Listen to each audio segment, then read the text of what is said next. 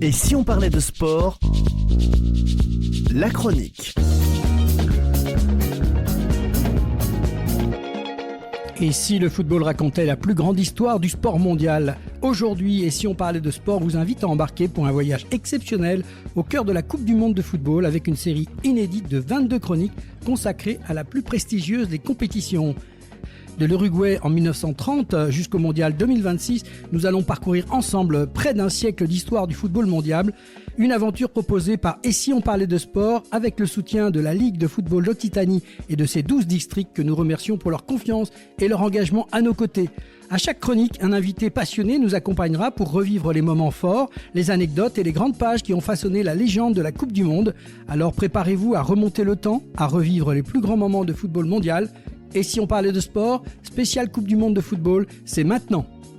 1938, une Coupe du Monde sous tension. Après l'Uruguay en 1930 et l'Italie en 1934, nous faisons aujourd'hui étape en France pour revivre la 3e Coupe du Monde de l'histoire. 1938, une édition particulière, souvent méconnue, disputée dans une Europe traversée par les tensions politiques et diplomatiques qui annoncent déjà les heures sombres de la Seconde Guerre mondiale. Pour nous accompagner dans ce voyage dans le temps, j'ai le plaisir de retrouver Nicolas Coumel-Salver, qui est chargé événementiel pour l'association Un maillot pour la vie et lui aussi un passionné de football. Bonjour Nicolas. Salut Laurent, ravi de te retrouver comme tu l'as dit pour évoquer cette Coupe du Monde 38, soit 8 ans après la première édition, qui occupe déjà une place à part dans l'histoire de ce sport. Alors nous on aime bien l'histoire et c'est vrai qu'on n'étions ni toi ni moi là à cette époque-là, mais l'important c'est de pouvoir raconter ce qui s'est passé à l'époque. Et quand on parle de cette Coupe du Monde 1938, on a souvent le sentiment qu'elle est restée dans l'ombre des éditions 1930 et 1934, ou même de celle de l'après-guerre. Pourtant, elle mérite largement qu'on s'y attarde. Ouais, comme tu dis Laurent, parce que voilà, cette Coupe du Monde est fascinante parce qu'elle se situe à la croisée de deux histoires. Celle dans un premier temps du football qui continue de grandir et émerger, et celle d'un monde qui s'apprête à basculer dans un conflit majeur qu'on connaît tous, la Seconde Guerre mondiale.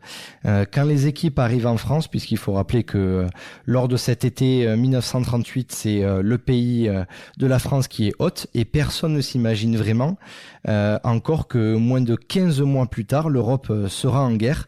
Et c'est donc une compétition qui porte à la fois l'enthousiasme du sport et les inquiétudes d'une époque particulièrement troublée par ce qui va se passer par la suite. Et oui, donc la France accueille le monde. Comment la France obtient-elle cette organisation de cette Coupe du Monde, Nicolas ? Alors écoute, on le doit à un grand monsieur français que peu de gens à mon avis connaissent. Le rôle de Jules Rimet est essentiel dans cela puisque à ce moment-là, il est français et c'est surtout le président de la FIFA depuis 1921.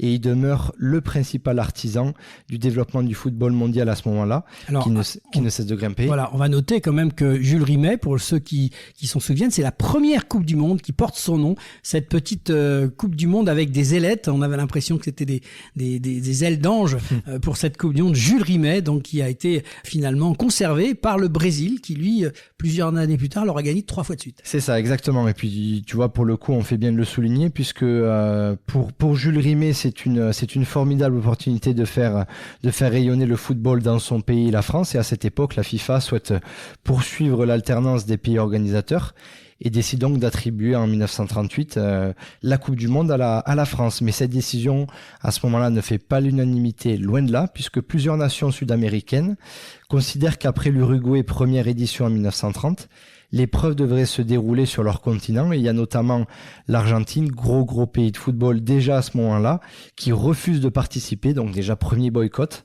Cette absence est importante car l'Argentine fait déjà partie des plus grosses nations du foot mondial, donc on voit déjà que ça dépasse le cadre sportif et qu'il y a quelques histoires par la suite. Oui, ça représente effectivement des pays importants, puisque les pays d'Amérique du Sud, on va citer quand même le Brésil, l'Argentine, le Chili, toutes ces équipes qui sont importantes aussi pour une Coupe du Monde. Tout à fait. Alors le football, on le voit, est déjà influencé par des considérations géopolitiques. Tout à fait, et cela va se ressentir toute la compétition. Le sport reste un formidable moyen de rapprochement entre les peuples, ça on le sait, c'est factuel, mais il n'est jamais totalement coupé du contexte international, puisqu'on voit que justement ça dépasse l'encadrement sportif et tout ce qui peut s'en référer. Donc voilà, par la suite ça va continuer à faire débat. La France qui découvre aussi ce qu'on appelle le football moderne. Il faut savoir que c'était plutôt amateur, mais c'était pas encore dans la tête de tout le monde. Et là, d'avoir une Coupe du Monde vraiment sur son territoire, les Français découvrent autre chose. Dans quelle ambiance la compétition débute-t-elle ? Écoute, l'engouement est réel, ça on le sait, on le voit. La France découvre progressivement, comme tu l'as dit, le football international. Les rencontres sont disputées dans plusieurs villes, Paris évidemment, Marseille, Bordeaux, Strasbourg, Reims, Toulouse ou encore Le Havre. Et pour beaucoup de Français, c'est la première occasion de voir vraiment évoluer certaines des meilleures équipes du monde, puisque à ce moment le football n'a pas le même niveau que maintenant. Et les stades se remplissent et la presse suit l'événement avec grande attention. On commence à percevoir ce qui pourrait devenir une Coupe du Monde, un événement populaire capable de mobiliser tout un pays et de rassembler les peuples. Alors on est encore loin des retransmissions mondiales. Ah oui, ça très loin. La radio joue un rôle essentiel puisqu'à l'époque, c'est ce qui prime le plus. Les supporters découvrent les exploits des joueurs grâce aux journaux et des commentaires radiophoniques. Et le football conserve encore une forme d'authenticité qui le rend particulièrement attachant, même dans ces années-là, à ce moment-là. Et oui, tu vois, c'est important la radio, et faire passer les messages. On va parler un peu de ce parcours de l'équipe de France, de nos Bleus. Quels sont les espoirs de l'équipe de France ? Mais ils sont importants. Notre équipe de France joue à domicile, donc forcément, elle bénéficie du soutien de son public plus que jamais. Et l'équipe compte plusieurs excellents joueurs à ce moment-là, notamment Étienne Mathieu, Jean-Nicolas ou encore le capitaine Alexandre Villaplane, ayant laissé sa place à une nouvelle génération. Et au premier tour, les Français affrontent nos amis belges, les Diables Rouges. Ils s'imposent sur le score de 3-1 et le grand héros du match est Jean-Nicolas qui inscrit un doublé, 2 buts. Le public français à ce moment-là rêve alors d'un parcours historique. Ils se mettent à fond derrière nos Bleus et ils vont avoir raison. Et oui, mais arrive après l'Italie. Italie, tenante du titre, qui l'a remporté lors de l'édition précédente en 1934. Les Français se battent avec courage, mais malheureusement, ils s'inclinent 3-1 contre la Squadra Azzurra. Les Français se battent, comme je l'ai dit, avec courage, mais ça n'aboutit pas. Et malgré l'élimination, on garde quand même l'image d'une équipe qui a tout donné pour son public, une image positive. Elle a montré qu'elle pouvait rivaliser avec les meilleures nations du continent et ça fait plaisir et on le salue. Ils apprennent en même temps. Je pense que c'est l'occasion aussi pour les Français non seulement de découvrir, mais de préparer peut-être l'avenir, malgré cet avenir difficile. Mais l'Italie, on va en reparler, l'Italie est au sommet du monde. C'est une véritable référence de l'époque. C'est ça, bon, à la différence un petit peu de maintenant, un petit peu de contexte actuel. Cette Italie est championne du monde en titre en 1934, comme je l'ai dit, l'édition précédente. Elle pratique un football extrêmement efficace, très bien organisé, sous la direction de Vittorio Pozzo. Elle dispose d'une génération exceptionnelle et on retrouve notamment Giuseppe Meazza, pour ceux qui connaissent, grand joueur de l'Inter Milan, le stade justement de l'équipe actuellement, l'un des plus grands joueurs de son époque. Et l'Italie impressionne par sa maîtrise tactique, son football déjà modernisé. Elle se défend. Elle sait défendre surtout et gère des temps faibles et sait exploiter la moindre occasion. Donc c'est une équipe extrêmement moderne, comme je l'ai dit, pour son temps, avec un football vraiment sympa à regarder et à jouer. Voilà, donc pour ceux qui ne le savaient pas, lorsqu'ils iront à l'Inter, et dans ce stade qui s'appelle le stade Giuseppe Meazza. C'est ça, exactement. Voilà, c'est l'occasion de resituer l'histoire. Une équipe donc qui domine son époque. Ouais, exactement. Elle prône un football, ce que le Brésil, sera dans les années 70 ou l'Espagne dans les années 2010. C'est une référence en fait absolue puisque ils ont vraiment la patte italienne qui restera pendant plusieurs années. Et c'est pas pour rien que justement en 34 et en 38, ce sont les deux équipes qui remportent la compétition. Oui, une Coupe du Monde quand même dans un contexte très tendu. On peut difficilement évoquer 1938 sans parler de contexte politique. Oui, c'est ça. Alors, comme on l'a dit en préambule, c'est difficile justement de passer outre le fait que l'Europe est sous tension et ça, malheureusement, ça dépasse le cadre sportif. L'Allemagne nazie poursuit son expansion. L'Autriche, elle, vient d'être annexée lors de l'Anschluss. Et conséquence directe, l'équipe autrichienne, pourtant qualifiée qualifié lors de cette compétition, disparaît de la compétition. Certains joueurs autrichiens rejoignent la sélection allemande. Cette situation illustre parfaitement l'influence des événements politiques sur le sport. Partout en Europe, les inquiétudes grandissent forcément, et pourtant, pendant quelques semaines, le football continue de rassembler les foules. Ça me fait penser notamment au conflit entre l'Ukraine et la Russie, où il y a notamment eu plus récemment quelques sportifs dans n'importe quel sport russe, notamment, qui se sont vus refuser l'accès à certaines compétitions. Donc on voit que déjà à l'époque, c'était d'actualité. Et oui, on continue, l'histoire se prolonge. On va arriver à cette finale, le 19 juin 1938, place à l'Italie contre la Hongrie. Qu'est-ce qu'on doit retenir de cette rencontre? Alors, un très très beau match. On n'était pas forcément là pour le voir, il n'y a pas trop d'images qui circulent, mais de ce qui se disait à l'époque, c'est la grosse Hongrie qui possède l'une des meilleures attaques du tournoi. Mais l'Italie est plus réaliste, comme on le disait, avec leur jeu vertical. Les Italiens s'imposent finalement 4-2.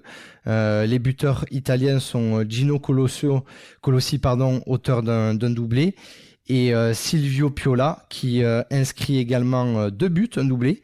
Côté hongrois, c'est Pai Tiktos et György Sarosi qui trouve le chemin défilé, et Silvio Piazza devient l'un des héros de cette finale, comme je l'ai dit, en inscrivant un doublé. Grosse performance déjà à cette époque-là, et encore aujourd'hui, il reste l'une des grandes légendes du football italien.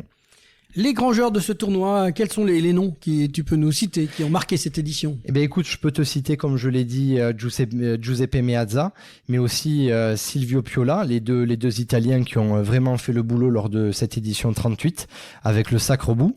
Mais côté hongrois, on peut citer György Sarosi, qui lui impressionne énormément de par sa qualité de jeu déjà bien avancée par rapport au reste.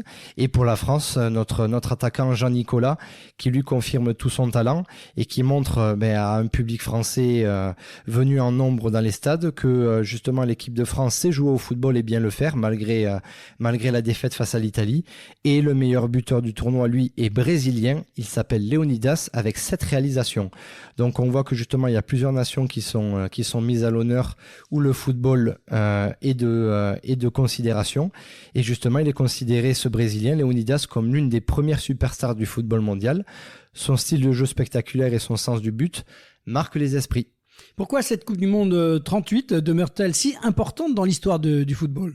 Parce qu'elle représente finalement la fin d'une époque. Elle est derrière la Coupe du Monde avant-guerre. Elle est dernière, Coupe du Monde avant-guerre. Après elle, il faudra attendre 12 longues années pour ce sport avant de revoir une compétition mondiale. Et entre-temps, le monde aura profondément changé, sans rappeler tout ce qui s'est passé. Donc cette édition 38 est donc à la fois l'aboutissement du football des années 30 et le dernier grand rendez-vous sportif avant le conflit. Et 1938, une Coupe du Monde entre spectacle et tension. On pourra rappeler qu'une finale aura été rythmée et marquée par les doublés de Colossi et Piola, les deux Italiens, et une Italie qui conserve son titre, le back-to-back, face à une valeureuse équipe d'Hongrie, mais aussi une compétition disputée dans un contexte international lourd, à la veille d'un conflit mondial où on voit justement que le football n'est pas qu'un sport, ça peut dépasser cela. Merci Nicolas de nous avoir aidé à remonter le temps et faire revivre l'espace de quelques instants cette Coupe du Monde organisée sur le sol français 60 ans avant le premier siècle d'une écrite de France. On n'oublie pas qu'à l'époque, il n'y avait effectivement pas de vidéo, donc tout ça c'est un récit, c'est ce qu'on a récupéré des textes qu'on a pu lire, des archives. Imaginez donc pas uniquement des gens qui expliquent, qui racontent un match à la radio, c'est pas du tout le même exercice pour tous ceux qui ont l'habitude effectivement d'appuyer sur leur petit écran. Dans notre prochaine chronique spéciale Coupe du Monde, on va traverser de plus longues interruptions de l'histoire du sport pour retrouver le football mondial en 1950 au Brésil, une édition entrée dans la légende avec l'un des plus grands drames sportifs de tous les temps, le célèbre Maracanazo. C'est l'occasion de nous écouter pour la prochaine chronique. D'ici là, prenez soin de vous et comme toujours, et si on parlait de sport ?